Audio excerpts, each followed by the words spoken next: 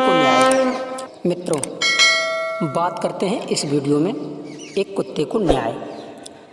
तो ज़्यादा समय न लेते हुए बात करते हैं कहानी की तरफ। मित्रों, अगर चैनल पर पहली बार है तो हमारे चैनल से यूट्यूब चैनल के लिए सब्सक्राइब करें और बेल आइकन अवश्य प्रेस करें।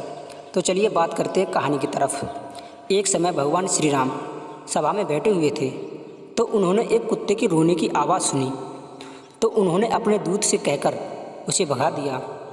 जब दूसरा दिन हुआ तो वह कुत्ता फिर द्वार पर आकर रोने लगा। भगवान श्री राम ने फिर से दूत से कहकर उसे भगा दिया।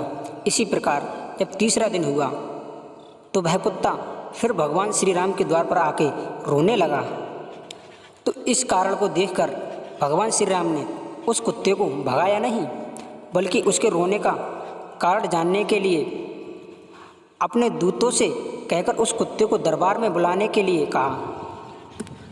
तो कुत्तों ने स्पष्ट जवाब दिया, हे महानुभाव, मुझे पापी योनि में जन्म मिला है, इसलिए यज्ञशाला, हवन गृह, तुलसी का बगीचा और राजभवन, गौशाला, पवित्र तीर्थयात्रा, रसोई घर तथा स्नान संध्या करने के स्थान पर मैं जाने के योग्य नहीं हूँ। तुम जाकर प्रभु श्री राम से कह दो, स्वयं आकर मिल लें। दूत ने जाकर श्री राम से कुत्ते की सारी कहानी को बता दिया। ये सुनकर भगवान श्री राम हाथ में छड़ी लेकर स्वयं कुत्ते के पास आए और उसके रोने का कारण पूछा।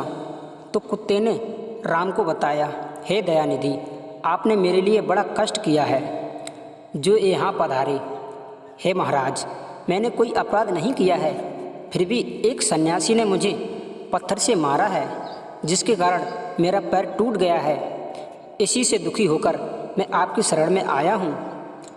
दोस्तों, कुत्ते की बात सुनकर राम ने उस सन्यासी को बुलाया और राम ने पूछा, कहिए स्वामी जी, आपने किस अपराध से इस कुत्ते का पैर तोड़ डाला?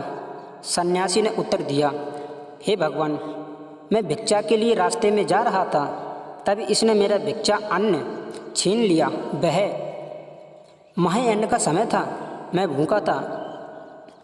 इसके उस अपराध से मुझे क्रोध आ गया और इसको धमकाने की इच्छा से मैंने एक पत्थर फेंककर मारा। वह इसके पैर में लगा, जिससे इसका पैर टूट गया। सन्यासी की बात सुनकर राम ने कहा, स्वामी जी, आपको पता है यह एक ज्ञान विधि पशु है। यदि इसने अपना स्वार्थ देकर आपको कुछ छीन लिया तो मैं इसमें इसका कोई दोष नहीं समझता। यह तो इसकी स्वाभाविक प्रवृत्ति है, इसलिए आप ही इसके अपराधी हैं। श्री राम ने कुत्ते से कहा कि यह सन्यासी तुम्हारा अपराधी है, मैं इसे तुम्हें सौंपता हूँ, तुम जो चाहो इसे दंड दे सकते हो। तभी राम की बात सुनकर कुत्ते ने कहा, हे प्रभु, इस सन्यासी को किसी शिवालय का महंत बना दिया जाए। राम ने उस कुत्ते की बात स्वीकार कर और उस सन्यासी को सुंदर वस्त्र चंदनमाला से सुशोभित कर एक पालकी में बिठाया और तरह तरह के बाजे बजाते हुए उत्सव के साथ एक शिवालय में ले गए और वहाँ का महान्य बना दिया। उस समय अज्ञानतावश सन्यासी अपना भाग्य उदय समझ रहा था।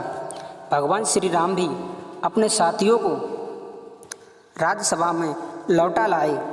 यह सब देखकर कुछ लोगों ने श्री राम से पूछा कि हे प्रभु, इस कुत्ते ने सन्यासी को इस प्रकार दंड क्यों दिया, जबकि उस सन्यासी ने कुत्ते की टांग तोड़ डाली थी।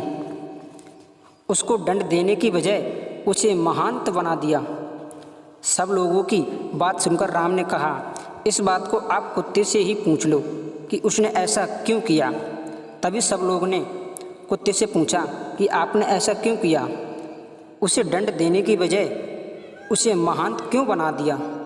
तब कुत्ते ने समझाया, सुनो, खेत में उत्पन्न अन्न रखाने वाले को शिवालय, मठ, बगीचा, दानगृह, इन स्थानों का अधिपति, अनाथ स्त्री और बालकों के धन का हरण करने वाले, गाली गलौज करने वाले, गाय गृह तथा शिव के लिए अर्पित धन का अपहरण करने वाले, अन्याय करने वाले राजा के घर पे पहुँचे हुए याचक को भगाने वाले, दूसरे का धन हड़पने वाले के लिए, चोरी करने वाले के लिए और बेईमानी करने वाले के लिए, धन इकट्ठा करने वाले के लिए मारकर दूसरा जन्म में कुत्ते की योनि में ही जन्म मिलता है।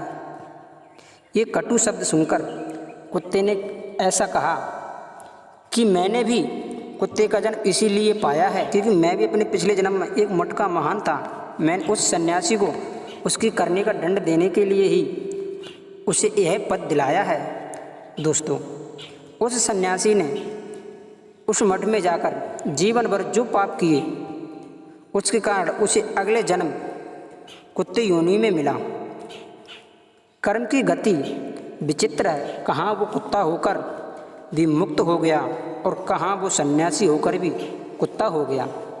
तो इस कहानी से मित्रों आपने क्या सीखा? इस कहानी से अगर आपने कुछ भी सीखा हो तो प्लीज़ हमारे लिए कमेंट में अवश्य बताएं और चैनल के लिए सब्सक्राइब करें। कमेंट में लिखें जय श्री कृष्णा।